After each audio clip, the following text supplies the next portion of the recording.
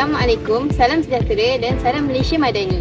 Nama saya Damia Sofia binti Zulkifli dari SMK Seri Pekati.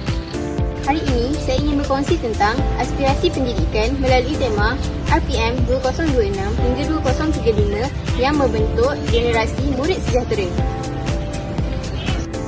Murid sejahtera mempunyai 5 ciri utama. Yang pertama, beradab. Yang kedua, berilmu. Yang ketiga, berkemahiran. Yang keempat, berdaya tahan. Dan yang kelima, berkeyakinan. Ciri-ciri ini mampu melahirkan pelajar yang seimbang dan mampu menghadapi cabaran pada masa hadapan. Apabila nilai-nilai ini diamalkan di sekolah, sekolah akan menjadi tempat yang selamat, positif dan harmoni. Guru akan lebih dihormati, murid akan menjadi lebih berdisiplin dan wujud kerjasama antara warga sekolah.